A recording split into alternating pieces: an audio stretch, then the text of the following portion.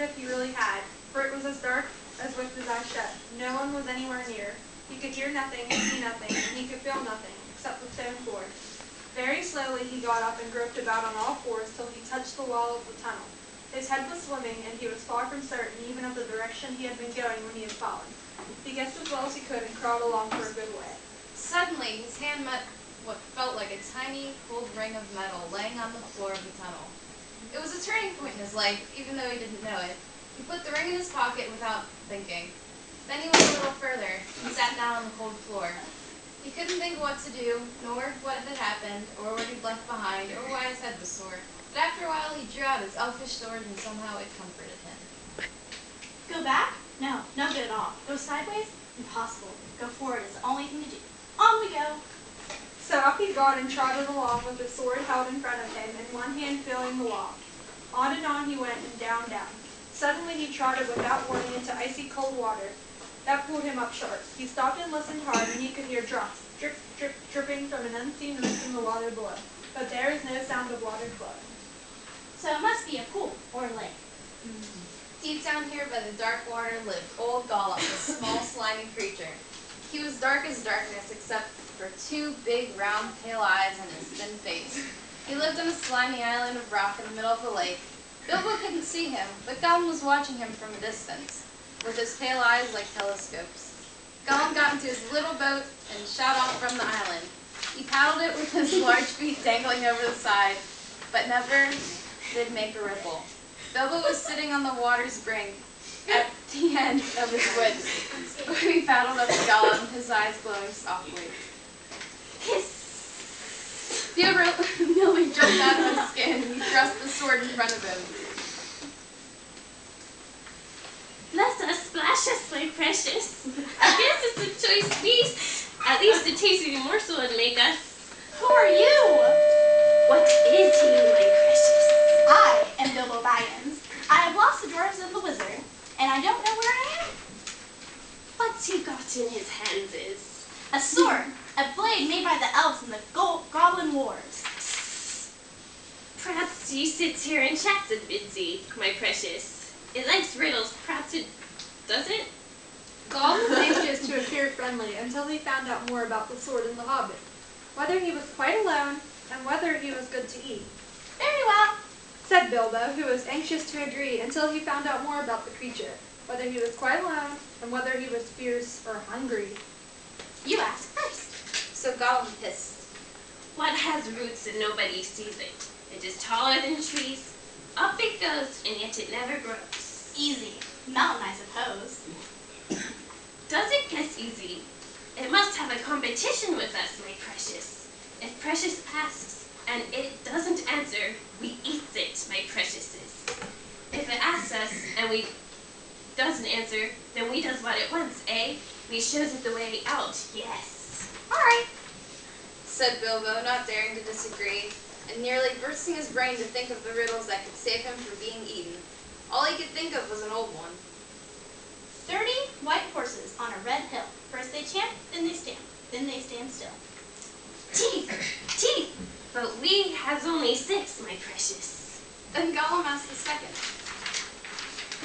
Voiceless it cries, wingless it flutters, toothless it bites, mouthless it mutters. Half a moment. Cried Bilbo, who was still thinking uncomfortably about being eaten. Fortunately, he had once heard something like this before, and getting his wit back, he thought of the answer. Wind, of course. Bilbo was so pleased that he made one up on the spot. An eye in the blue face saw an eye in the green place. And that eye is like to this eye, said the first eye, but in a low place, not a high place. Gollum had been underground a long, long time and was forgetting this sort of thing. But just as Bilbo was beginning to hope that the wrench would not be able to answer, Gollum brought up memories of ages and ages ago.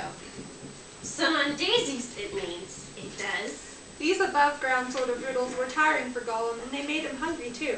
So this time he tried something a bit more difficult and unpleasant. It cannot be seen, cannot be felt, cannot be heard, cannot be smelt.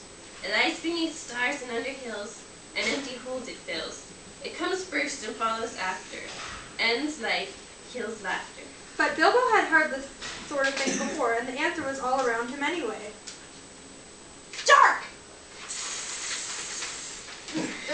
still trying to think of a really hard one. To gain time, he asked one he thought would be easy. A box without hinges, key or lid. Yet golden treasure inside is hid. But Gollum hissed and spluttered and did not answer. Well, what is it? Give us a chance. Let it give us a chance, my precious. Eggs is it is. Now Gollum thought it was time to ask something hard and horrible. This thing, all things devours. Birds, beasts, trees, flowers. Gnaws iron, bites steel. Grinds hard stones to meal. Slays kings, ruins towns, and beats high mountains down. Bilbo sat in the dark thinking of all the giants and ogres he had ever heard of, but not one of them had done all these things. He had a feeling that the answer was quite different than what he ought to know, but he couldn't think of it. He began to get frightened, and that's bad for thinking. Gollum began to get out of his boat. He flapped into the water and paddled to things. Bilbo could see the eyes coming towards him. His tongue seemed to stick in his mouth. He wanted to shout, "Give me more time, give me time," but all that came out was, Time, time.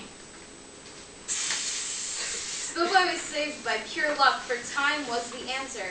Gollum was getting angry and also tired of the game. It made him very hungry indeed. He sat down in the dark by Bilbo. It got to ask us a question, my precious. Yes.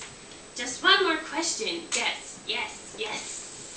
But Bilbo simply could not think of any question with that nasty, wet, cold thing sitting next to him, pawing and poking him. He scratched himself, he pinched himself. So he could think of nothing. Ask us. Bilbo pinched himself and slapped himself and even felt in his pocket. There he found the ring he had picked up in the passage and forgotten. What have I got in my pocket? Not fair. It isn't fair, my precious. It is to ask us what it's got in its nasty little pockets is. Bilbo had been talking to himself, but Gollum thought it was a riddle. Having nothing better to ask, Bilbo stuck to his question. What have I got in my pocket? You must give us 3 guesses, my precious.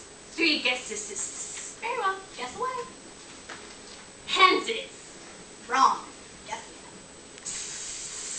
Gollum thought of all the things he kept in his own pockets. Fish bones, goblin's teeth, wet shells, a bit of bat wing, a sharpening stone to sharpen his fangs on. He tried to think what other people kept in their pockets. Knife. Wrong. Last guess. Gollum hissed and spluttered and rocked backwards and forwards, slapped his feet on the floor, wriggled and squirmed, but he dared not waste his last guess. Time's up. String or nothing. Both wrong. Bilbo jumped at once to his feet and held out his sword. And now you must show me the way out.